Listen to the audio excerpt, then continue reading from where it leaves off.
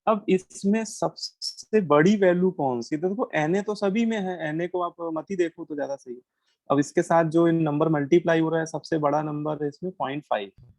इसका मतलब है ना, आप लोग आईटी बॉम्बे ही जाओगे लग रहा है, हर बार बी आंसर आ रहा है।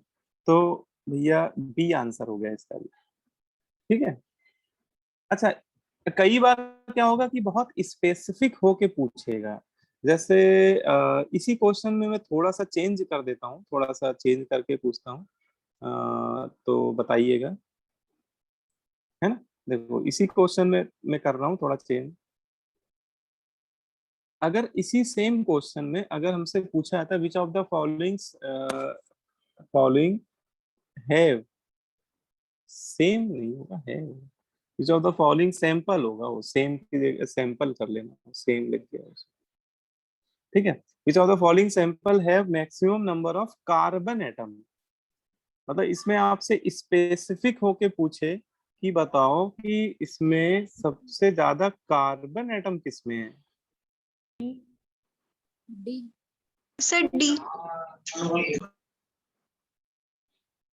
है ना, कार्बन एटम अगर आपसे पूछे तो क्या आंसर होगा, क्या अभी भी बी आंसर होगा या कुछ और होगा। डी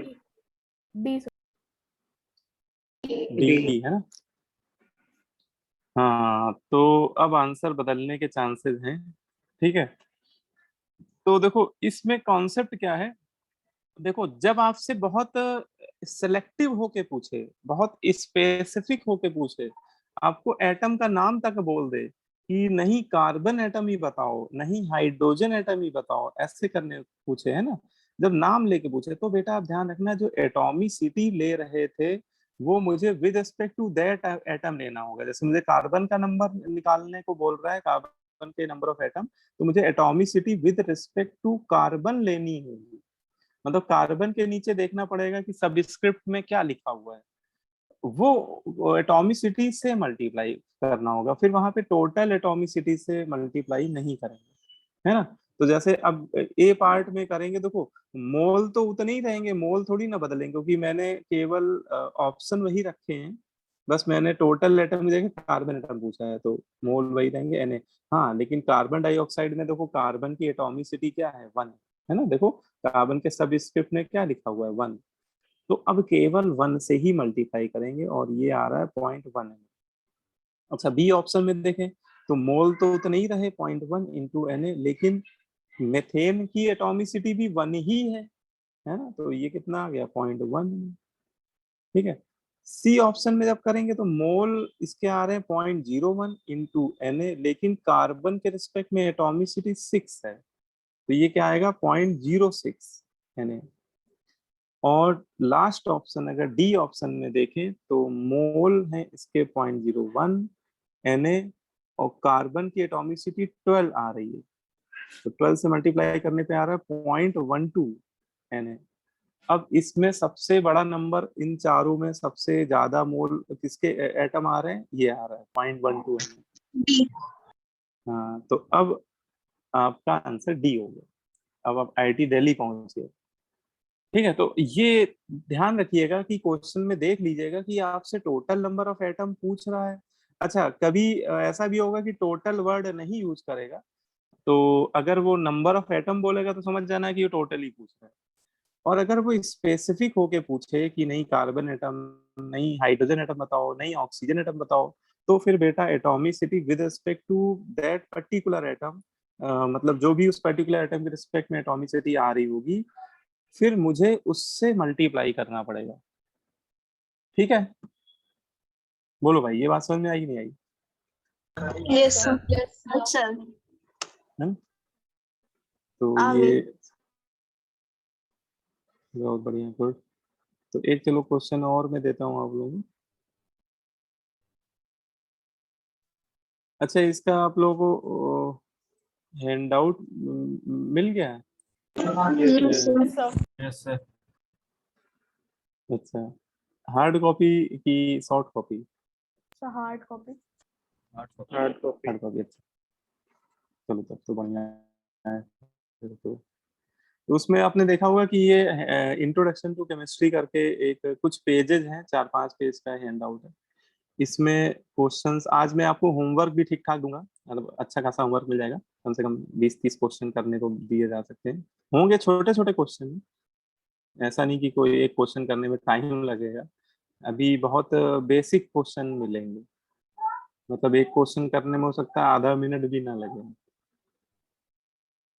तो अभी तो मैं कुछ प्रैक्टिस के पॉइंट ऑफ व्यू से कराऊंगा।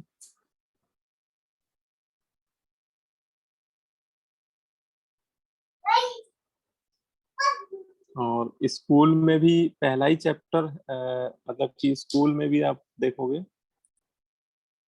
तो पहले आपको मोल ही पढ़ाया जाता है स्कूल में भी। स्कूल में क्या पढ़ाया जा रहा है आप लोगों को केमिस्ट्री? Sir mole on. है ना, मोल ही ज्यादातर स्कूल्स में, क्योंकि फिजिकल का पहला चैप्टर ही यही है। तो अगर फिजिकल केमिस्ट्री पढ़ाई जाएगी तो पहले मोल ही पढ़ाया जाएगा। तो सेकंड चैप्टर खत्म होने वाला है हमारा। हाँ देखो, स्कूल में थोड़ा सा ये है कि स्कूल में सिलेबस वो बोलते हैं ना कि एक इंडिया में भी बुलेट ट्रेन का प्रोजेक्ट है, अभी कुछ सालों के बाद लॉन्च हो रहा है, मोदी जी इस पे काम कर रहे हैं। तो स्कूल में बुलेट ट्रेन की स्पीड से पढ़ाया जाएगा आपको, समझ रहे हैं आप? है तो बस ना? सिलेबस खत्म करना और है। अब और सर से हाँ, बोर्ड पॉइंट ऑफ क्योंकि व्यू देखो से ना पढ़ा जाता है। उन देखो उनका टारगेट, उनका पर्पस क्या है? उनका पर्पस है कि बच्चों को बस एनसीईआरटी लेवल या जो भी स्कूल में बुक चल रही है, अगर आईएससी बोर्ड में हो सकता है, सी सिलेबस तो चल रही, जो भी चल रही है, उनको उस लेवल का करा देना है, जिससे उनको अपनी अपना उनके सर का जो बोझ है वो उतार देना। ठीक है, मतलब कहने को कि उन्होंने करा दिया, उनको इससे 1% मतलब नहीं है कि आपको समझ में आए कि ना आए, है ना? उससे आपके एक बार टेस्ट कैरियर, वगैरह में आपके, तो प्रॉब्लम हो जाती है ना। तो उससे तो उनका फायदा है ना। अगर बच्चे टेस्ट में नहीं कर पाएंगे तो परेशान होंगे। मतलब मैं आपको साइकोलॉजी बता रहा हूँ, ठीक है, कि स्कूल टीचर की कैसा है। बच्चे परेशान होंगे तो वो उनसे कांटेक्ट करेंगे कि सर हमें पढ़ा दीजिए, ट्यूशन पढ़ा दीजिए, हमें कोचिंग पढ़ा दीजिए, है ना? तो उनका टारगेट ही कुछ और होता है ज्यादातर। मैं ये एक जनरलाइज बात बोल रहा हूँ, मैक्सिमम 90% टीचर, स्कूल टीचर का टारगेट, क्योंकि उनकी सैलरी इतनी नहीं होती, ठीक है, तो वो इस तरह के सारे हथकंडे अपनाते रहते हैं। लेकिन हम लोगों का टारगेट आपका सिलेक्शन है। मुझे, मेरा टारगेट पहली क्लास से ही यही है कि आपको मुझे चीजें सिखाना है, आपको मुझे सेलेक्ट कराना है, ठीक है। और उसके लिए हम लोग ऐसा नहीं कि केवल सिलेबस ही कराना है, सिलेबस तो कराना ही है, लेकिन आपको अगर चीजें आए ना तो क्या फायदा, ठीक है। तो हम लोग का सिलेबस ये स्कूल के सिलेबस से कभी कंपेयर मत कीजिएगा। स्कूल में हो सकता है 3 चैप्टर हो जाएं, लेकिन हम लोगों का एक ही चैप्टर हो पाए उतने टाइम तक, लेकिन वो एक चैप्टर आपका इतना अच्छा हो जाएगा कि आप बिल्कुल डंके की चोट पे बोलोगे कि नहीं लाओ मुझे, मतलब किसी से भी बोल सकते हो, अपने दोस्त से या किसी, लाओ मुझे क्वेश्चन लाओ, है ना, इस मोल कॉन्सेप्ट का मुझे क्वेश्चन ला के दो और मैं सॉल्व करके बताऊंगा, मतलब चैलेंज कर सकते हो, ठीक है। अरे ये है क्यों कर रहा है भाई?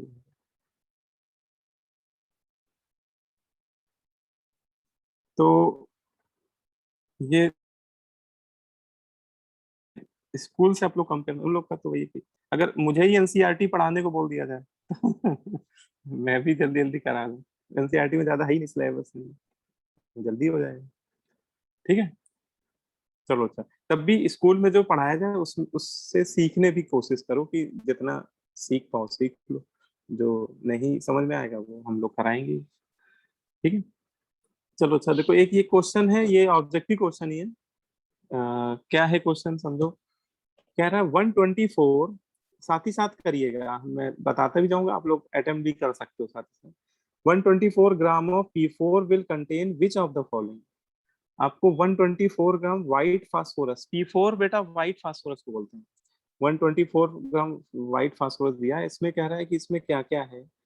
पहले पार्ट में कह रहा है 4 एटम्स है फास्फोरस के, दूसरे में कह रहा है 4 Na एटम्स है, तीसरे में कह रहा है Na मॉलिक्यूल्स है फास्फोरस के, 4 कह रहा है 1 मॉलिक्यूल। अब 2 मिनट का टाइम लेके बताओ, अटेम्प्ट करो कि इसमें कौन कौन से सही है ना। एक बार अटेम्प्ट कर लो जल्दी से।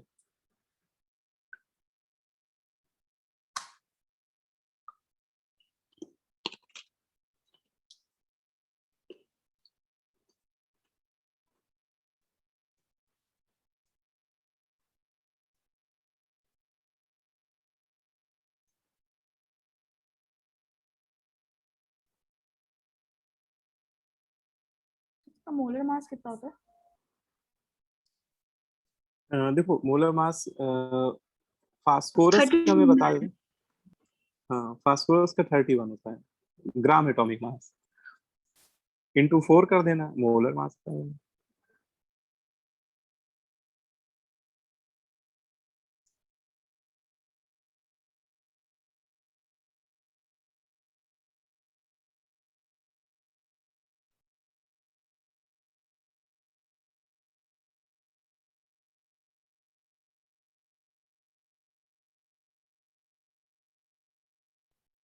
है ना, हो गया, अटेम्प्ट हो गया। Sir A.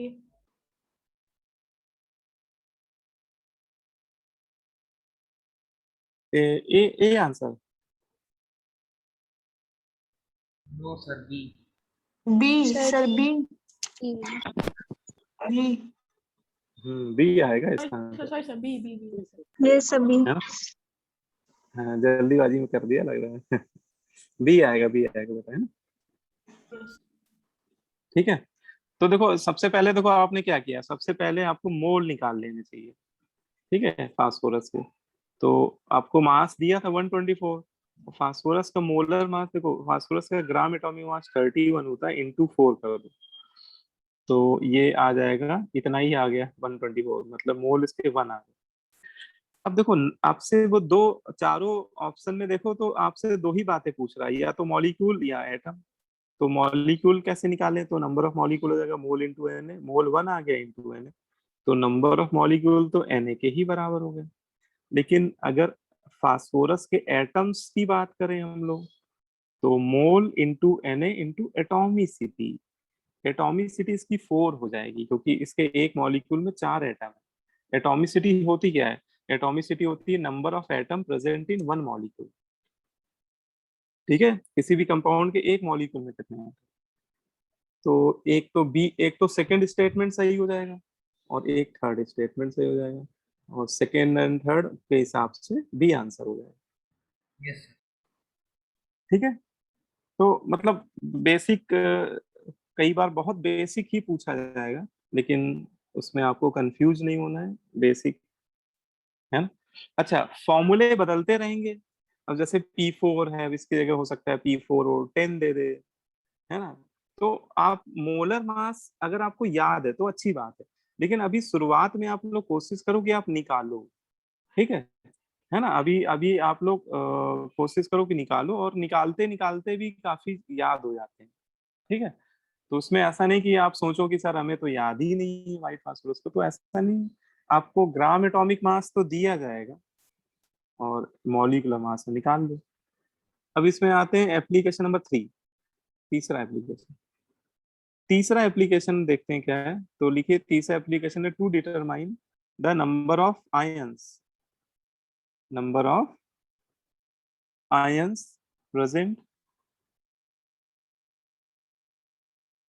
Present in given और आयनिक कंपाउंड। देखो आयन का नंबर वो आयनिक कंपाउंड में पूछेगा, आयन का नंबर जो निकालना होता है, आयंस एक्चुअली आयनिक कंपाउंड में ही होते हैं। तो कभी आपसे अगर आयंस का नंबर पूछेगा तो किसी ना किसी आयनिक कंपाउंड में ही पूछेगा। अच्छा, आप कहोगे सर मुझे तो आयनिक कंपाउंड के बारे में पता ही नहीं है, तो देखो आयनिक कंपाउंड के लिए सिंपल आप ऐसे समझो, ionic compound are made up of cation and anion.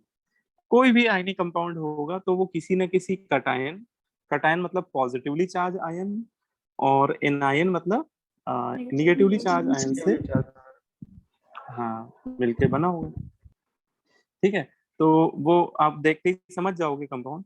अब देखो मैं आपको पहले फॉर्मूला बता देता हूँ। देखो जब भी आपसे किसी आयन का नंबर पूछा जाए किसी गिवन सैंपल में, तो फॉर्मूला है मोल, मोल ऑफ सैंपल, वो जो भी आयनिक कंपाउंड है ना। देखो सैंपल बोलने का मतलब इसमें सब कुछ आ जाता है। इसमें कंपाउंड भी आ जाते हैं, इसमें आयनिक कंपाउंड भी आते हैं, इसमें कोवलेंट कंपाउंड भी आते हैं, मतलब इसमें मॉलिक्यूल भी आ जाते हैं। तो इसलिए जनरली मैं सैंपल लिख देता हूँ। ठीक है, तो mole of sample into Na, Avogadro number into एक नंबर आई से और मल्टीप्लाई करना होगा। हाँ ये अभी आपको लग रहा होगा सर ये आई क्या है। आई एक्चुअली वांटा फैक्टर होता है। ये एक साइंटिस्ट थे वान हाफ, उन्होंने ये टर्म डिफाइन किया था आयनिक कंपाउंड के लिए। इसको बोला गया वांटा फैक्टर। ठीक है, अच्छा नाम पे जाके नाम से टेंशन मत लीजिएगा कि वांटा फैक्टर ये क्या पॉसिबल है। देखो तो वो तो साइंटिस्ट का नाम है वांटा फैक्टर। इसको अगर समझे कि भैया आई को कैलकुलेट कैसे करें, देखो आई नो डाउट वांटा फैक्टर है, वांटा फैक्टर। अब हमें मतलब है कि ये वांटा फैक्टर है क्या, कैसे निकलेगा। तो देखो बहुत सिंपल है, मतलब इससे आसान कुछ हो भी नहीं सकता सही बोला जाए तो। वांटा फैक्टर एक्चुअली होते हैं number of total ions, number of total ions present in Ionic one compound. One formula unit of ionic compound. ठीक है, देखो वांटा फैक्टर मतलब क्या है कि वो जो भी आयनिक कंपाउंड है उसके एक फॉर्मूला यूनिट में कितने आयंस है टोटल, बस ये हमें काउंट करने होंगे। मतलब वो आयनिक कंपाउंड में कितने कटायन है, कितने एनायन है। ठीक है, उसके एक फॉर्मूला यूनिट में कितने कटायन प्रेजेंट है, कितने एनायन प्रेजेंट है। अगर ये निकाल के सम कर दें अगर हम लोग, तो उसका हमें क्या मिल जाएगा, वांटा फैक्टर। ठीक है, अच्छा अब इसमें जैसे एक ये टर्म आ रहा है फॉर्मूला यूनिट। तो देखो ये फॉर्मूला यूनिट से मत घबराना। फॉर्मूला यूनिट मींस इसको आप समझ सकते हो, formula unit is considered as Gram number of. molar of ionic compound. नहीं नहीं नहीं नहीं नहीं नहीं नहीं, इसको लिख लो भैया। देखो देखो, लिखो लिखो लिखो, फॉर्मूला यूनिट, फॉर्मूला यूनिट जो होते हैं, फॉर्मूला यूनिट टर्म, ये जो टर्म होता है ये मेनली यूज किया था, यूज्ड फॉर आयनिक कंपाउंड। ये टर्म ही बेटा आयनिक कंपाउंड के लिए, ये स्पेसिफिक टर्म है, ये आयनिक कंपाउंड के लिए यूज करते हैं, कोवलेंट कंपाउंड के लिए नहीं यूज करते हैं। अच्छा ये रिप्रेजेंट किसको करता है, मेन चीज है formula unit use, term use for ionic compound which represent number of molecule, which represent एक तरह से आयनिक कंपाउंड के जो मॉलिक्यूल्स होते हैं उनको मॉलिक्यूल ना बोलकर उनको फॉर्मूला यूनिट बोल रहा है। मतलब आयनिक कंपाउंड के मॉलिक्यूल को मॉलिक्यूल ना कह के उसको एक नया नाम दे देते हैं, क्या, फॉर्मूला यूनिट्स। तो फॉर्मूला यूनिट मतलब मॉलिक्यूल, मतलब हम लोगों को सीधा सीधा समझना है। अगर वो कहीं लिख दे फॉर्मूला यूनिट तो आप मन में सोचना अच्छा उसके मॉलिक्यूल की बात हो रही है। ठीक है, तो देखो इस लाइन को फिर से पढ़ो। आई आई क्या है, आई है number of total ion present in one. जहां फॉर्मूला यूनिट है वहां पे आप सोचो कि मॉलिक्यूल लिखा हुआ है। तो क्या है, देखो number of total ion present in one molecule of ionic compound, मतलब उस आयनिक कंपाउंड के एक मॉलिक्यूल में कितने आयन्स है ना, उसके एक मॉलिक्यूल में कितने आयन्स है, वो है आई। ठीक है, बोलो भाई। Yes sir. Yes. Yes. और Yes, और sir. ठीक है, समझ में आ गया। चलो अच्छा, अब इसको देखो एग्जाम्पल से और बेहतर समझ में आ जाएगा। जैसे मैं कुछ आयनिक कंपाउंड ले रहा हूँ, ज्यादातर देखो एल्कली मेटल या एल्कलाइन अर्थ मेटल के सॉल्ट लिए जाएंगे क्योंकि वो आयनिक होते हैं। अब जैसे NaCl ले लिया, NaCl को आपने पानी में डिजोल्व कर दिया। अच्छा ये आप लोग को पता होगा कि कोई भी आयनिक कंपाउंड को आप जब वाटर में डिजोल्व करते हैं तो वाटर एक पोलर सॉल्वेंट होता है। Phase. और हाँ, वो आयनिक कंपाउंड अपने आयंस में डिसोसिएट हो जाता है। ठीक है, अब देखो आयनिक कंपाउंड में कोई एक कटायन होता है, कोई एक एनायन होता है, तो उसी में क्या हो जाता है, वो डिसोसिएट होता है। इसी को बोलते हैं, इसी प्रोसेस को आयनाइजेशन भी बोलते हैं। कोई भी आयनिक कंपाउंड जब अपने आयंस में डिसोसिएट हो जाता है तो इस प्रोसेस को आयनाइजेशन बोलते हैं। खैर देखो, हमें इस प्रोसेस से कोई लेना देना नहीं, हमें बस ये रिएक्शन लिखनी आनी चाहिए कि मैंने NaCl लिया और सोचो कि इसका वन फॉर्मूला यूनिट लिया। अच्छा, फॉर्मूला यूनिट की जगह मैं मॉलिक्यूल बोलूंगा तो ज्यादा आपको जल्दी समझ में आएगा कि अगर इसका एक मॉलिक्यूल ले तो इससे एक आपको सोडियम आयन मिल जाएगा बेटा, एग्जैक्टली वन, और एक ही क्या मिल जाएगा, क्लोराइड आयन। तो कोई पूछे टोटल कितने आयन मिले आपको, तो टोटल 2 आयन मिले। तो इस कंपाउंड का जो आई होगा, आई मतलब वांट फैक्टर, वो कितना हो जाएगा, 2 हो जाएगा। ठीक है, तो इसका मतलब इस कंपाउंड मतलब NaCl का कोई पूछे बताओ आई कितना है, आई मतलब वांट फैक्टर, तो इससे बेटा एक सोडियम आयन मिल रहा है मुझे आफ्टर आयनाइजेशन, एक क्लोराइड है, टोटल 2 आयन मिल रहा है। तो अगर मुझे आई की वैल्यू रखनी होगी NaCl के लिए, मैं 2 रख दूंगा। ठीक है, उस फॉर्मूले में। बोलो भाई, जैसे आपको बोल दे दिया गया कैल्शियम क्लोराइड। अच्छा, इसका आप लोग बताओ, इसका आई कितना होना चाहिए कैल्शियम क्लोराइड? सर 3 हाँ, 3 हो जाएगा। 3 ठीक है, 3 हो जाएगा। तो ये जब आयनाइज होगा तो एक कैल्शियम 2+ आयन बनेगा, एक बनेगा कैल्शियम 2+ आयन, और 2 बनेंगे क्लोराइड आयन। ठीक है, और बस इन्हीं का नंबर, इन्हीं का स्टाइक्योमेट्री कोफिशिएंट का सम कर दो सीधा सीधा। ये जो यहाँ पे नंबर मतलब आयन के आगे जो नंबर होता है ना, वो कोफिशिएंट होता है, स्टाइक्योमेट्री कोफिशिएंट। तो इसका सम कर दो, यहाँ पे 1 है, यहाँ 2 है, तो 1 + 2 कितना होंगे, 3, बस। है ना, कहने का मतलब कैल्शियम क्लोराइड के एक फॉर्मूला यूनिट में एक कैल्शियम आयन है और 2 क्लोराइड आयन, तो बस इसका आई का वैल्यू 3 ले लेंगे। ठीक है, तो ऐसा एक, चलो एक और करो इसमें। जैसे आपको दे दिया गया एल्युमिनियम सल्फेट, Al2SO4 होल थाइड, इसका बताओ मुझे। 5 है ना, 5 है। यस अच्छा, एक चीज ये भी तुम लोगों को पता होगी मेरे ख्याल से, कि जो आयनिक कंपाउंड होते हैं उसमें कैटायन एनायन के सबस्क्रिप्ट में जो लिखा रहता है वो नंबर क्रॉस मल्टीप्लाई हो जाते हैं जब हम यस लोग सर। आयनाइज करते हैं। है ना, तो 3 चार्ज एल्युमिनियम आयन के ऊपर आ जाएगा और 2 - का चार्ज सल्फेट आयन पे। तो कभी मान लो आपको नहीं समझ में आ रहा हो कि कैसे लिखे, तो ऐसे आप सिंपल वे में समझ के कर लीजिएगा, एल्युमिनियम आयन सल्फेट आयन, फिर बैलेंस कर दीजिएगा। यहाँ एल्युमिनियम आयन 2 है, यहाँ अकेला है, तो भैया बहुत ना इंसाफी, 2 से मल्टीप्लाई कर दो। यहाँ सल्फेट 3 है, तो यहाँ भी तो 3 होने चाहिए, तो वो फिर आप बैलेंस भी कर सकते हो, इधर 2 कर दो। लेकिन आई की वैल्यू निकालो तो बेटा इसका मतलब इसके एक मॉलिक्यूल से 2 एल्युमिनियम आयन आयनाइज होके बन रहे हैं और 3 सल्फेट आयन फर्निश्ड हो रहे हैं। तो टोटल कितने आयन फर्निश्ड हो रहे हैं, 5।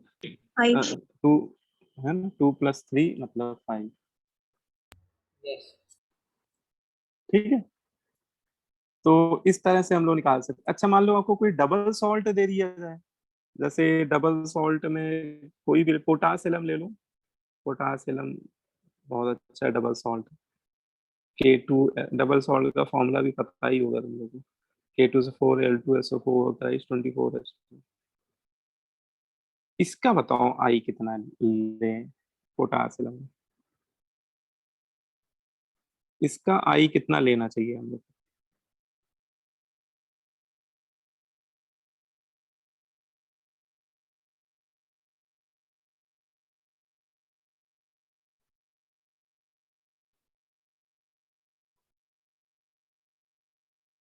तो इस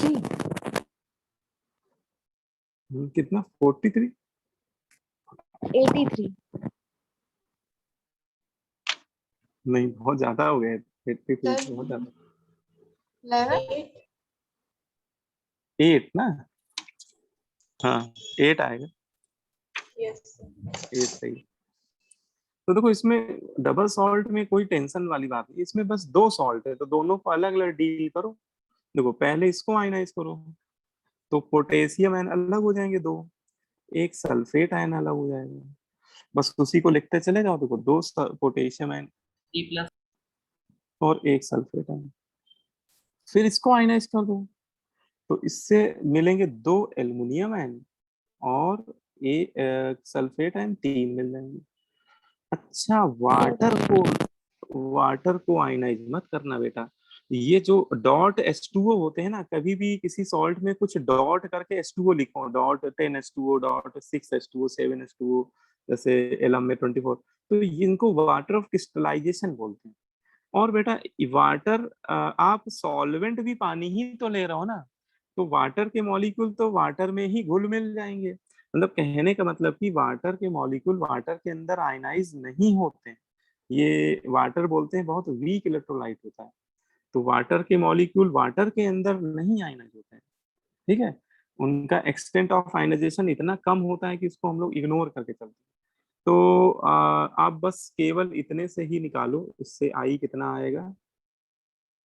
तो इससे 2 potassium ion, 1 sulphate, 2 aluminium, 3 sulphate, total sum करोगे 8 आएगा। ठीक है, है बोलो, क्लियर होगी बात? Yes. Yes, sir. है ना, तो ये चीज समझ में आ गई, बहुत बढ़िया। अब इसमें देखो क्वेश्चंस एक कुछ करते हैं तब और चीजें क्लियर हो जाएंगी। एक क्वेश्चन करते हैं पहले। हाँ, आपको एक सैंपल दिया है, ये सैंपल कंटेन्स 1.11 ग्राम कैल्शियम क्लोराइड। ठीक है, आपको 1.11 ग्राम कैल्शियम क्लोराइड का सैंपल है। देन फाइंड, अच्छा 2 पार्ट में क्वेश्चन है। फर्स्ट पार्ट में कह रहा है total number of ions,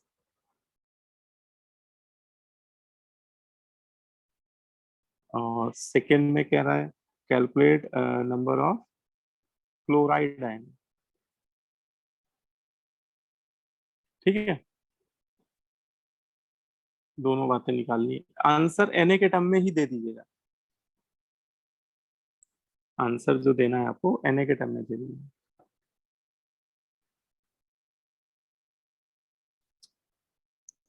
sir calcium chloride की मोलर मास क्या होता है? देखो मैं अलग अलग बता देता हूँ, सम करके निकाल लो तुम। वो कैल्शियम का 40 और एक क्लोरीन का होता है 35.5, एक क्लोरीन का, ओके सर। है ना, क्योंकि आपको एग्जाम में केवल एटॉमिक मासेस ही दिए जाएंगे, ग्राम एटॉमिक मासेस।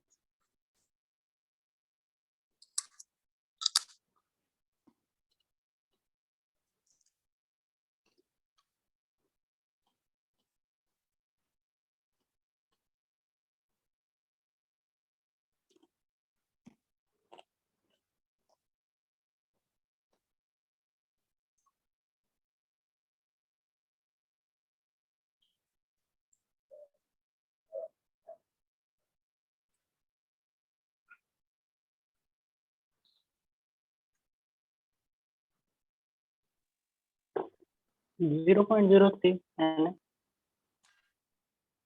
0.03 Na है ना, फर्स्ट पार्ट का ना। Yes, sir. Yes, sir. Second Second 0.02 Na. Yes sir. सही है, करेक्ट, बिल्कुल सही।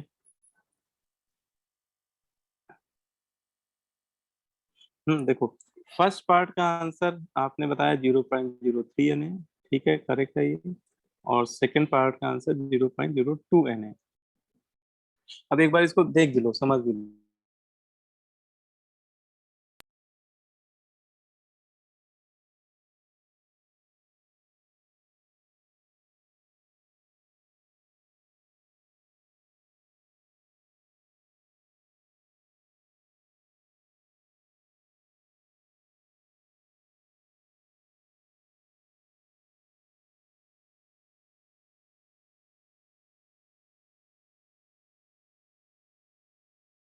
मोल इंटू Na इंटू आई। तो 0.01 इंटू Na और I की वैल्यू 3 हो जाएगी, तो ये आ जाएगा 0.03 Na। ये तो पहले फर्स्ट पार्ट का आंसर हो गया, ठीक है। अच्छा, फिर सेकेंड लाइन में देखो वो आपसे स्पेसिफिक होके पूछ रहा है। कई बार आपको ऐसे भी पूछेगा, किसी आयन का नाम लेके पूछेगा कि बताओ इसमें क्लोराइड आयन कितने हैं, या सल्फेट आयन कितने हैं, नाइट्रेट आयन कितने हैं। तो फिर बेटा आप आई जो रखेंगे ना वो with respect to that ion रखना। कहने का मतलब कि इसके एक मॉलिक्यूल से आप देखो क्लोराइड आयन कितने आ रहे हैं, तो इसके एक मॉलिक्यूल के से केवल क्लोराइड आयन 2 ही आ रहे हैं। तो अगर मुझे क्लोराइड आयन का ही नंबर निकालना है तो मुझे i with respect to chloride ion रखना होगा, मतलब 2 रखना होगा, है ना बेटा? Yes, sir. बोलो भाई। यस तो सर। है ना, जिन बच्चों ने किया है उन्होंने ऐसे ही किया होगा। तो नंबर ऑफ क्लोराइड आयंस जब निकाले होंगे तो मोल 0.01 इंटू Na, लेकिन क्लोराइड आयन के रिस्पेक्ट में I2 हो जाएगा क्योंकि उसके एक मॉलिक्यूल में 2 ही क्लोराइड आयन फर्निश्ड हो रहे हैं, ठीक है। तो इस वजह से क्लोराइड आयन का नंबर हो जाएगा 0.02 है ना, ठीक है। Yes, sir. Yes, sir. तो इस तरह से आपको क्वेश्चन में पूछा जाएगा।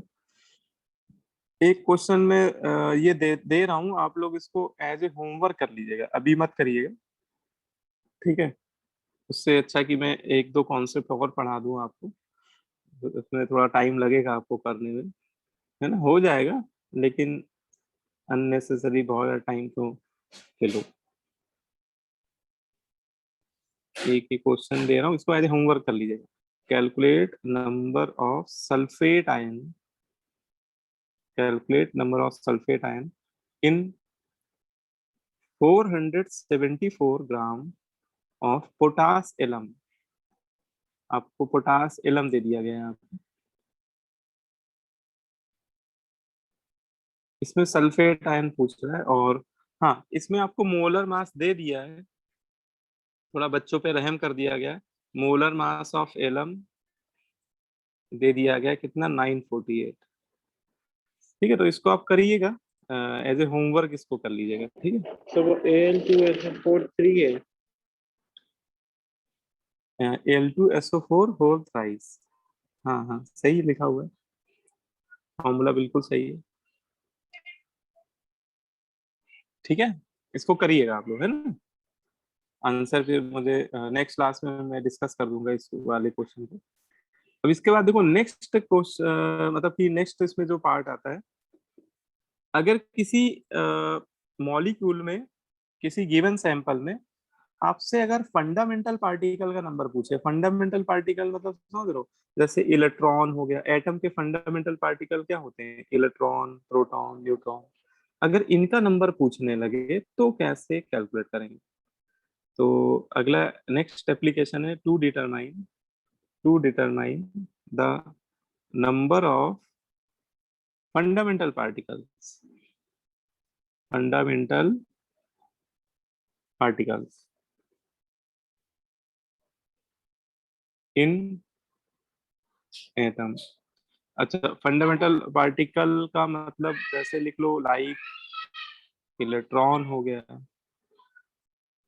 प्रोटॉन हो गया, न्यूट्रॉन हो गया, क्योंकि इनका नंबर भी बहुत ज्यादा होता है ना, मतलब किसी गिवन सैंपल में, तो उसको भी हम लोग मोल के रिस्पेक्ट में ही निकालते हैं। तो इसका भी एक फॉर्मूला है, इसका भी फॉर्मूला है, देखो लिख लो। नंबर ऑफ इलेक्ट्रॉन, जैसे किसी भी सैंपल में इलेक्ट्रॉन, प्रोटॉन, न्यूट्रॉन, है ना, इनमें से कुछ भी पूछा रहा हो, मैंने ऑब्लिक इसलिए लगा दिया क्योंकि इनमें से कुछ भी पूछा आ सकता है, ठीक है। तो आप सबसे पहले जो भी कंपाउंड है, जो भी सैंपल है, उसके मोल निकाल लीजिए। देखो मोल निकालने ही पड़ेंगे, मतलब मोल निकालने से आप बचोगे नहीं, ये मतलब ये सभी क्वेश्चन में ऐसा करना पड़ता है। मोल अनमोल है वो तो निकालना ही पड़ेगा, इनटू Na कर देंगे, ठीक है। अच्छा, मोल इंटू Na से क्या क्या मिल जाएगा आपको, number of molecule. Molecules. Molecules मिल जाएंगे, वेरी गुड। फिर बस आपको एक काम और करना होगा, एक नंबर से मल्टीप्लाई करना होगा, जिसको मैं लिख रहा हूँ एक्स ई, या फिर और लगा के लिख रहा हूँ एक्स पी, या फिर एक्स एन। मतलब इनमें से कोई एक ही लेना होगा। मैं यहाँ इस तीनों इसलिए लिख दिया क्योंकि वो आपसे इलेक्ट्रॉन, प्रोटॉन, न्यूट्रॉन किसी का भी नंबर पूछ सकता है क्वेश्चन में, लेकिन हमें मल्टीप्लाई एट ए टाइम किसी एक से ही करना हो। ठीक है, अभी बताते हैं इसके बारे में। ये क्या मैंने लिख दिया, एक्स ई, एक्स पी, एक्स एन, ये क्या है सब, तो ये अभी आपको बताता हूँ।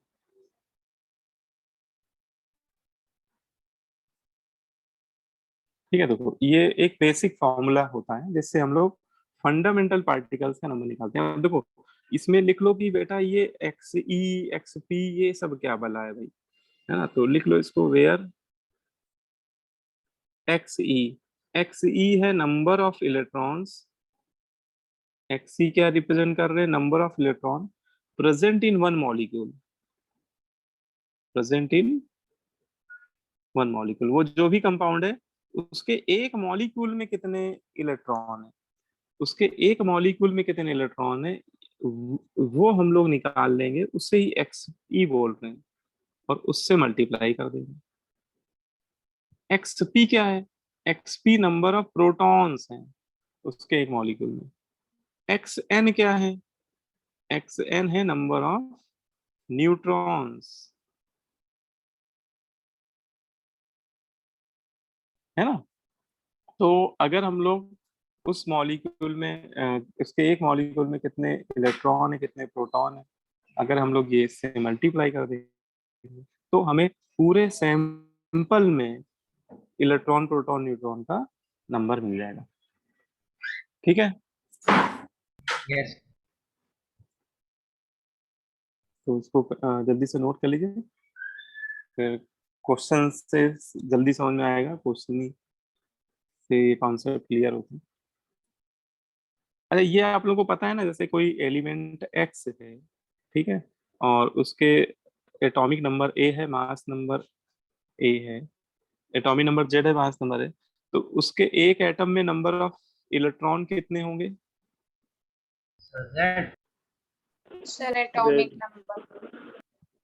बिल्कुल सही, है ना। Number of electron atomic number के ही बराबर हो जाएंगे। अच्छा, प्रोटॉन का नंबर भी जेड के ही बराबर होगा, Z, और number of neutron A minus Z. A minus M. A minus.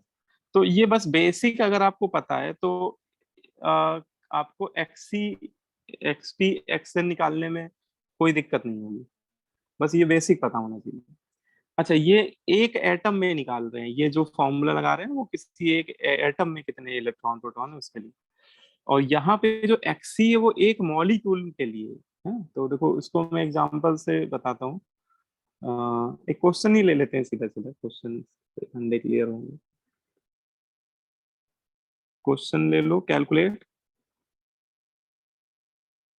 Calculate total number of, calculate total number of electrons, calculate total number of electron present in 1.8 gram of water।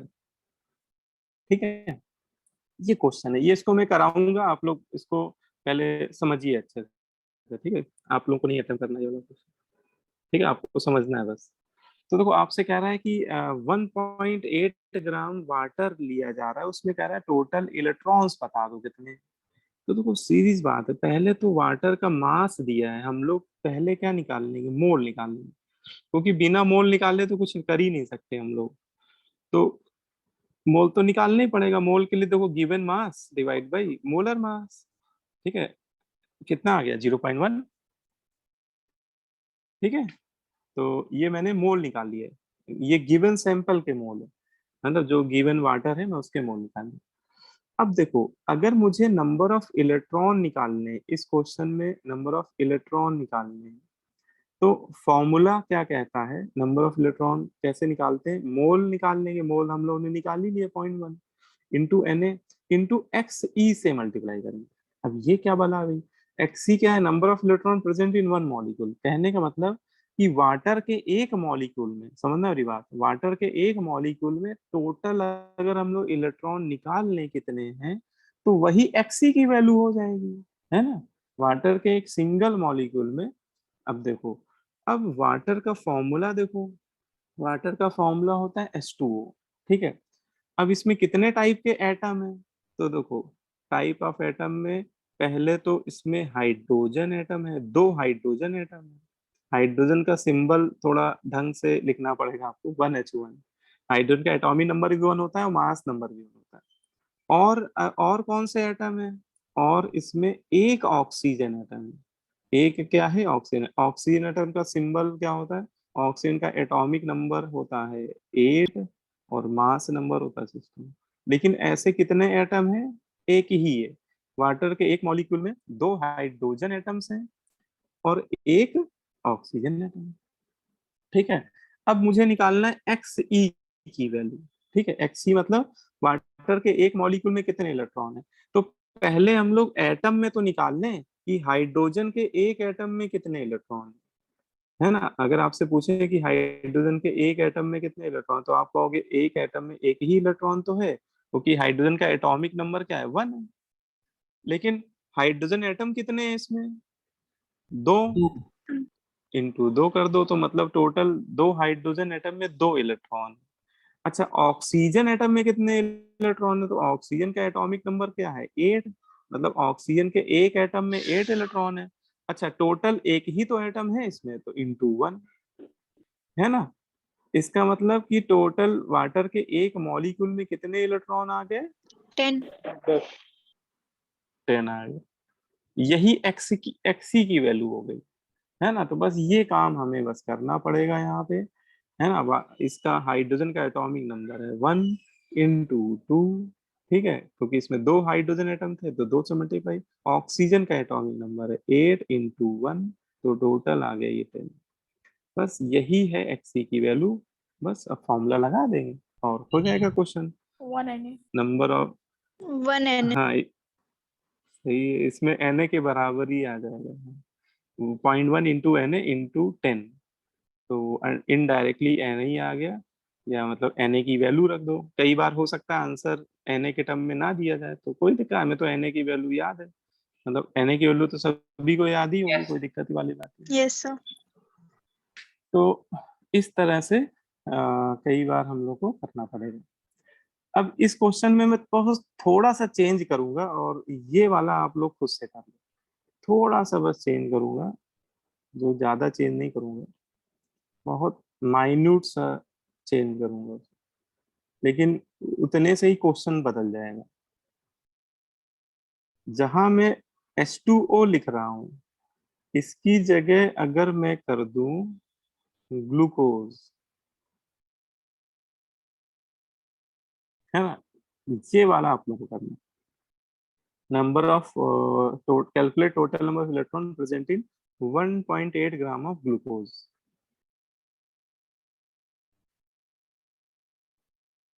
है ना। करो, एक बार attempt करो सभी लोग।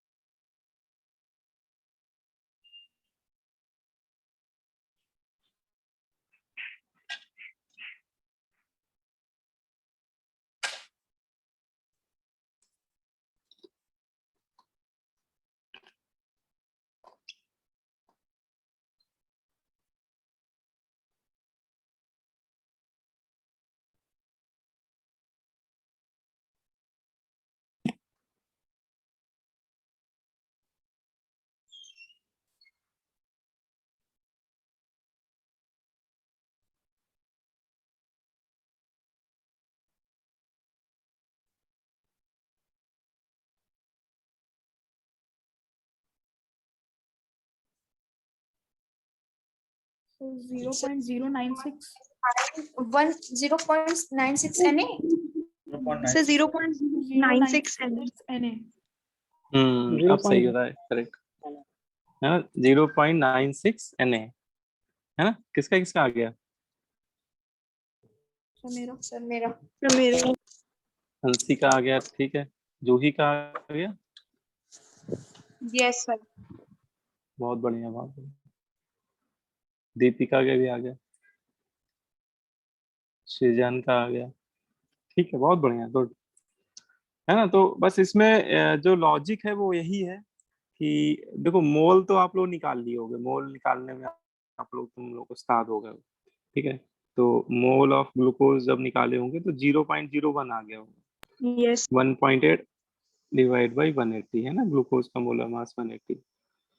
अब समस्या मतलब जो हो सकती थी, जो वो ग्लूकोज के एक मॉलिक्यूल में कितने ऑक्सीजन है, तो उन देखो इसको आप अलग अलग डील करो, हर एक एटम को अलग अलग डील करो।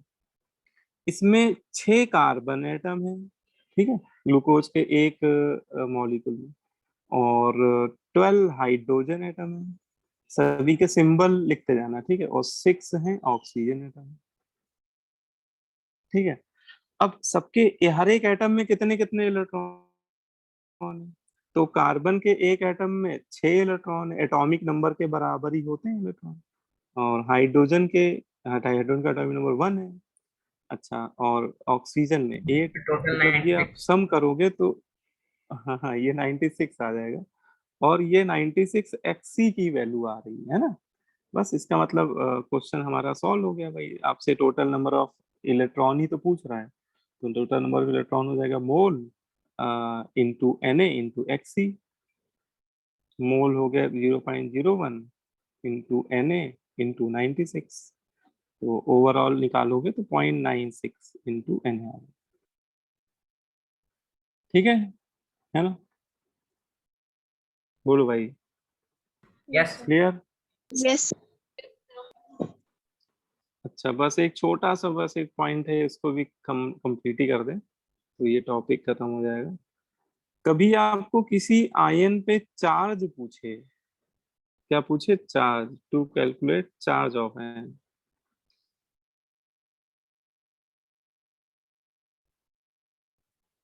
तो देखो चार्ज निकालने का तरीका क्या है, सबसे सिंपल मैं आपको बताता हूँ।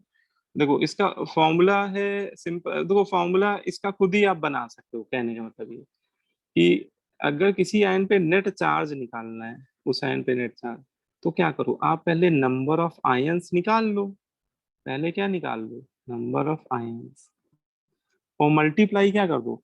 Charge present on one ion, charge present on one ion, है ना। तो आपको उस आयन पे मतलब उस गिवन सैंपल में का नेट चार्ज पता चल जाएगा, है ना। पहले आप नंबर ऑफ आयन निकाल लो, फिर एक आयन पे क्या चार्ज है उससे मल्टीप्लाई कर दो। अच्छा, नंबर ऑफ आयन निकालने का फॉर्मूला हम लोग ऊपर पढ़ा है, क्या है पढ़ा है? Mole of sample into Na into I into charge present on one ion. तो उस आयन पे जो चार्ज है उससे और मल्टीप्लाई कर दो। तो इसको हम लोग लिखते हैं प्लस माइनस XE, है ना। किसी एक आयन पे जो चार्ज प्रेजेंट है उसको इन जनरल अगर लिखा जाए तो उसको लिखते हैं प्लस माइनस XE। अब देखो इसको बस समझने का एक कोशिश करना है कि ये मैंने क्यों ऐसा लिख दिया, या इसका मतलब क्या है। देखो जैसे एक एग्जांपल ले लेते हैं, कोई भी आयन ले लेते हैं। फॉर एग्जांपल मैंने ले लिया एल्युमिनियम आयन, ठीक है। तो अच्छा मैं आपसे अगर पूछूं कि एल्युमिनियम आयन, एल्युमिनियम के एक सिंगल आयन में इसके एक सिंगल आयन में, इसके वन आयन में बताओ कितना चार्ज है? इसके एक आयन में कितना चार्ज प्रेजेंट है? सर +3 +3। +3, है ना। लेकिन देखो तुम लोग भाई फिजिक्स के स्टूडेंट हो, मैथ्स के। देखो किसी एटम पे चार्ज आता कब है? पॉजिटिव चार्ज कब आता है? जब उससे हम लोग कुछ इलेक्ट्रॉन क्या कर लेते हैं, निकाल लेते हैं वैलेंस से, है ना। एल्युमिनियम से एल्युमिनियम +3 कैसे बना होगा आप खुद सोचो। आपने एल्युमिनियम की वैलेंस सेल से कितने इलेक्ट्रॉन निकाल लिए? -3 3 इलेक्ट्रॉन निकाल लिए होंगे, है ना। और अच्छा बताओ, एक इलेक्ट्रॉन निकालने पे चार्ज कितना डेवलप होगा उस पे? भाई इलेक्ट्रॉन, एक इलेक्ट्रॉन निकालने पे उस पे चार्ज आएगा +E का, है ना, क्योंकि आपने चार इलेक्ट्रॉन निकाल लिया, मतलब निकाल लिया मतलब डिफिशिएंट हो गया, इसलिए पॉजिटिव चार्ज लगा रहे हैं। और ई मतलब इलेक्ट्रॉन का चार्ज है, चार्ज का मैग्नीट्यूड, ठीक है। एक इलेक्ट्रॉन निकाल किसी भी आयन पे एक इलेक्ट्रॉन निकालने पे जो चार्ज आता है वो 1 × E के बराबर आता है। जैसे मैं आपसे बोलूं कि Na से Na+ बन गया, तो बताओ Na+ पे कितना चार्ज है, तो आप बोल देना +E का चार्ज है ना, +1 का चार्ज नहीं है। देखो 1 यहाँ मैग्नीट्यूड है ना, 1 तो ये बता रहे हैं कि इस पे एक इलेक्ट्रॉन निकल गया, वो इलेक्ट्रॉन का नंबर बता रहा है, वो इलेक्ट्रॉन का नंबर बता रहा है, लेकिन एग्जैक्टली चार्ज कितना है? एक इलेक्ट्रॉन का चार्ज होता है E के बराबर, तो एक इलेक्ट्रॉन निकलने के बाद जो चार्ज उस पर डेवलप होगा वो +E होगा। जैसे अब मैं बोलूं कि मैग्नीशियम से मैग्नीशियम 2+ आपने बनाया, तो बताओ मैग्नीशियम 2+ पे चार्ज कितना डेवलप हो गया? +2E।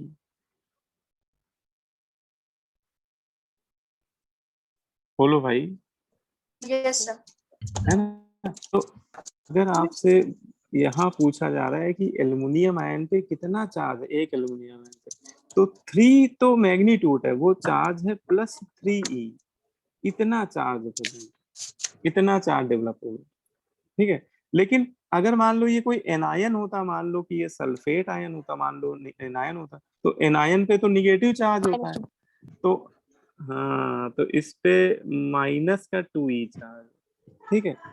तो अगर मान लो कोई आयन है, जनरल मान लेते हैं कोई एक्स आयन है ना, या एक्स लेते लेते बार बार है, एक ही चीज लेना सही नहीं। मान लो कोई आई आयन है, आई फॉर आयन, और उस पे आपने एक्स इलेक्ट्रॉन निकाल लिए, तो उस पे कितना चार्ज डेवलप हो जाएगा?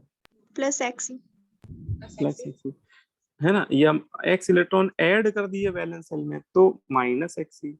तो ये जनरल मैंने लिख दिया कि आयन चाहे कोई भी हो दुनिया का, उस पे या तो 1 यूनिट का चार्ज होगा या 2 यूनिट का 3, तो अगर मैं जनरलाइज करूँ तो एक्स कर दिया, और जितने भी इलेक्ट्रॉन निकालोगे तो +X ही आ जाएगा, या ऐड करोगे मतलब एनायन होगा तो -X। तो वो जनरल चार्ज कितना हो जाएगा? +-XE, है ना। Yes, Yes, sir. sir. बोलो भाई, Yes, sir. ठीक है। तो इससे हम लोग चार्ज भी निकाल सकते हैं ना, किसी भी आयन पे चार्ज कितना प्रेजेंट है इसका कैलकुलेशन किया जा सकता है। तो ये चार्ज निकालने का भी तरीका हो गया है। तो इसमें बस एक क्वेश्चन करेंगे, तो इसके बाद आज के लिए इतना बहुत है, फिर आपको होमवर्क बता दूंगा मैं।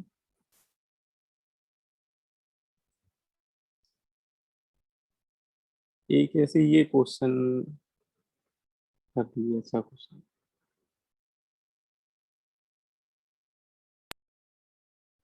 ठीक है, समझ में आ रहा है, बहुत टफ तो नहीं लग रहा है कि? बोलो भाई, कुछ ऐसा No, sir. तो नहीं लग रहा है Oh, sir. है ना। अच्छा, तो बस ये कर डालो तो मैं समझ जाऊंगा कि टफ नहीं लग रहा है, नहीं कर पाओगे तो मैं समझ जाऊंगा टफ लग रहा है। भाई इजी टफ की यही डिफिनेशन होती है, आपको आ गया तो इजी है, नहीं आया तो टफ।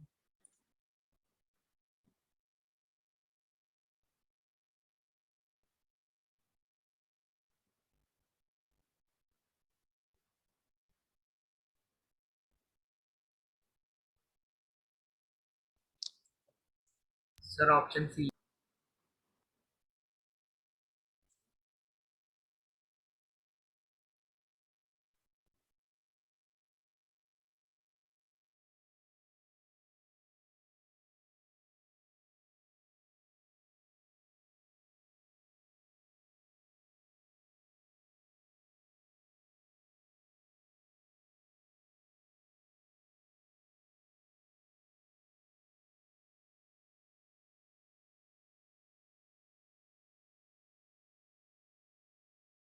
हो जाए, ग्राम के आगे एटम जस्ट बाद में, तो ग्राम आयन मोल होते हैं। तो उसने जो आपको दिया है ना वो मोल दे दिए, 1 ग्राम आयन ऑफ एल्युमिनियम 3+, इसका मतलब आपको 1 मोल एल्युमिनियम आयन दे दिए, मतलब आपको मोल उसने डायरेक्टली 1 दे दिए है ना बेटा। Sir option D. डी। हाँ डी आ जाए। तो आपको अगर चार्ज निकालना है तो अब आप कर डालोगे क्वेश्चन, ठीक है। चार्ज, नेट चार्ज होना है, तो मोल मोल 1 है इंटू Na इंटू आई। अच्छा, यहाँ तो एल्युमिनियम आयन अकेला है तो आई 1 ही हो जाएगा, और इंटू एल्युमिनियम पे 3 यूनिट का पॉजिटिव चार्ज है, लेकिन उस पे चार्ज आपको 3 इंटू ई लेना पड़ेगा। तो आ गया आपका आंसर 3 इंटू Na इंटू ई। और चार्ज की एसआई यूनिट क्या होती है? कूलम, है ना। तो यूनिट के साथ लिखो तो कूलम यूनिट भी हो जाएगी उसकी। ठीक है, बाकी ये आंसर हो जाएगा। क्लियर है सभी को, है ना? Yes, sir. अगर वो यहीं पे लैंग्वेज ऐसा बोल देता 1 ग्राम ऑफ एल्युमिनियम आयन, तो क्वेश्चन ही बदल जाता है, मतलब पूरा पूरा। 1 ग्राम ऑफ एल्युमिनियम आयन मतलब वो उसका मास दे रहा है, और फिर आंसर शायद सी आ जाता। ठीक है, तो क्योंकि इसके मोल होते हैं 1/27 into Na into 1 into +3e। अगर वो उसका मास देता तो आंसर आपका सी आ जाता। ठीक है, लेकिन इस स्टेटमेंट और इस स्टेटमेंट में जमीन आसमान का फर्क है। 1 ग्राम आयन ऑफ एल्युमिनियम मतलब 1 मोल एल्युमिनियम आयन, और 1 ग्राम ऑफ एल्युमिनियम आयन मतलब एग्जैक्टली उसका मास दे दिया 1 ग्राम। ठीक है, यस सर। Yes, sir. तो चलो आज इतना ही करेंगे हम लोग। अच्छा, अभी आपको मैं गूगल क्लासरूम में नोट्स शेयर कर दूंगा, और ये होमवर्क में क्या देखो मैं थोड़ा बता भी देता हूँ, जिससे तुम लोग को जब देखो तो समझ में आ जाए कि करना क्या है ना। देखो देखो, जो आपका ये हैंड आउट है इंट्रोडक्शन ऑफ केमिस्ट्री वाला, ठीक है, इसमें अ, जैसे मैंने ये कुछ कलर किए ना क्वेश्चन, कुछ कुछ क्वेश्चन में कलर कर दिया है, ठीक है। तो जिन जिन क्वेश्चन में मैं कलर कर दूंगा वही वाले करने हैं आपको, जैसे एक्सरसाइज 1 पार्ट 1 में। ठीक है, अभी ये कलर करके मैं भेजूंगा, क्योंकि ये मैंने दूसरे बैच में दिया हुआ है, उसमें हो सकता है कि ज्यादा मैंने दिया होगा। ठीक है, तो जितना आज आप लोगों का हुआ है उस हिसाब से मैं कलर करके भेजूंगा। तो जो जो मैं कलर करूँ वो वाले आप लोग अटेम्प्ट कर लीजिएगा, ठीक है ना। Yes, sir. एक्सरसाइज 1 में, और ऐसे ही पार्ट 2 में ऑब्जेक्टिव। ऑब्जेक्टिव चाहो तो पहले कर लेना, ऑब्जेक्टिव जल्दी हो जाएगा। ठीक है, सर गूगल क्लासरूम पे भेजेंगे? हाँ गूगल क्लासरूम में भेजूंगा, क्योंकि वो एक जगह सारा इकट्ठा रहता है ना सारी चीजें। तो ठीक है, तो तुम लोग जो बच्चे 2 नए हैं ना, तो उनसे कोड ले लेना, ज्वाइन हो जाना आज। ठीक है, नोट्स भी भेज दूंगा, तो कहीं मान लो कुछ छूट उठ जाता है बच्चों का, तो आप लोग उससे नोट कर लिया फिर एक करो बार जो भी। नोट्स दिखा दीजिए। हाँ नोट्स देख लो बिल्कुल, है ना। इसीलिए मैं दे देता हूँ कि कई बार बच्चे नोट नहीं कर पाते हैं, कोई थोड़ा बहुत कहीं छूट गया, कहीं कुछ हो गया, तो अपना नोट्स होने चाहिए आपके पास अपना, आप कब उसको कंप्लीट कर सकते हो अपने नोट्स। सो हाँ बोलो। लास्ट टाइम मैंने आपको बोला था ना आरएमए वाला बोलते हैं रिलेटिव एटॉमिक मास वाला, मैंने आपको फोटो भेजी थी, आपने देखा नहीं शायद से। हाँ मैंने देखा तो था, लेकिन शायद मतलब जल्दीबाजी में देखा होगा, अटेम्प्ट नहीं किया था। एक बार आज भी देख के बता दो, ठीक, ओके सर। नाइट में Sir, बता दो, ओके sir, है what ना। all copies we have to make? Sir, how many copies? बेटा कॉपी 2 ही बनानी है, एक आपको जैसे ये क्लास नोट्स जो मैं आप साथ साथ लिख रहे होगे, तो एक आपके क्लास नोट्स हो जाएंगे। ठीक है, और सर। एक आप होमवर्क की अलग बना दीजिएगा, जिसमें आपको जैसे सीट के जो जैसे मैंने अभी दूंगा सीट के क्वेश्चन वो कर लीजिएगा। अच्छा डीपीपी, हाँ मैं भूल गया था बोलने, आज मैं आपको एक डीपीपी करने को दूंगा, डीपीपी नंबर 1, ठीक है ना। तो डीपीपी नंबर A1 वो आपको मैं भेज दूंगा, डीपीपी भेज दूंगा। अगर मान लो किसी बच्चे को ना मिली हो तो आप लोग कर गूगल क्लासरूम में दे दूंगा डीपीपी, ठीक है। तो अटेम्प्ट कर Okay, sir. लीजिएगा आप, ठीक है। आप मतलब एक डीपीपी भी कर लीजिएगा, मैं भूल गया था बोलना, ठीक है। ऑफलाइन क्लासेस चालू होने वाली हैं क्या? हम लोग तो वेट कर रहे हैं अभी गवर्नमेंट के ऑर्डर का, भाई जैसे ही ऑर्डर आएगा तो ऑफलाइन ही पढ़ाने में मजा आता है भाई हम लोग को, है ना। बच्चों को भी समझ में उतना अच्छा आता क्योंकि टीचर के एक्सप्रेशन वगैरह दिखते हैं, है ना। केमिस्ट्री सब्जेक्ट ऐसा है कि टीचर के एक्सप्रेशन, आधी बातें तो टीचर के हाव भाव से पता चल जाती है कि वो कहना क्या चाह रहा है, और ऑनलाइन में हाव भाव दिखते ही नहीं। तो चलो कोई बात नहीं, जब तक मजबूरी है तब तक करेंगे, है ना। बाकी आप, मैं कोशिश करूंगा कि भाई आप लोगों को कोई कोई दिक्कत ना आए, बल्कि आप कोई भी देखो, किसी अभी आप लोग का नया बैच है तो कहीं भी आप लोग को कोई दिक्कत आया करे या कोई भी चीज आपको, हर चीज आपके लिए नई है ना। सभी बच्चों के लिए हर टॉपिक नया है, कोई भी टॉपिक मैं स्टार्ट करूंगा वो सभी के लिए नया है। तो नए टॉपिक में डाउट्स आते हैं, ऐसा नहीं है कि सारी बातें एक बार में समझ में आ जाती हैं, ऐसा बहुत मुश्किल होता है। आ जाए तो अच्छी बात है, लेकिन अगर नहीं समझ में आ रहा है तो आप मुझे टोक दिया करो, बोल दिया करो, ठीक है। तो मैं दोबारा समझा दूंगा और अच्छे से और एग्जाम्पल दे के करा दूंगा, ठीक है। मतलब अपनी बात आप बोलिए, मतलब ऐसा नहीं ऑनलाइन क्लास, मतलब ये नहीं कि मैं बच्चों का माइक ऑफ करके पढ़ाता हूँ, मैं कभी ऐसा नहीं करता हूँ। बच्चों को पूरा फ्रीडम है, अभिव्यक्ति की आजादी है मेरी क्लास में, कि आप माइक ऑन करके पूछिए। मतलब ये सब करने का क्या फायदा कि बच्चों का माइक ऑफ कर दो, बच्चे बोल ही नहीं पा रहे हैं, तो फिर स्कूल टीचर और कोचिंग में क्या फर्क है ना। Yes sir. तो आप लोग अपनी बात पूछा करिए, अगर मान लीजिए कोई चीज बाद में, जैसे सृजान ने क्वेश्चन पूछा था मुझसे, तो वो तो मैं आज बता भी दूंगा उसको। तो कई बार होता है कि कई बार बच्चे पूछते हैं उस दिन नहीं बताया गया था, तो अगले दिन जब भी टाइम मिलेगा बता दूंगा, लेकिन पूछो तुम लोग, है ना। डाउट आएंगे तो पूछना बहुत जरूरी है, यस उसी से चीजें क्लियर होंगी आप लोगों को, ठीक है। तो चलो फिर मैं वाइंड अप कर रहा हूँ, ठीक है। किसी को कुछ बोलना हो तो बोल सकता है, पूछ सकता है, अपनी भावनाएं प्रकट कर सकता है। हम्म। चलो अच्छा, दो बच्चे जो नए हैं ना वो मुझसे ले लेना, ठीक है, वो good classroom night code, sir. ठीक। Okay, sir. ठीक, thank you sir. Okay, good night sir. Thank you, sir. हाँ गुड नाइट बेटा, ओके बेटा।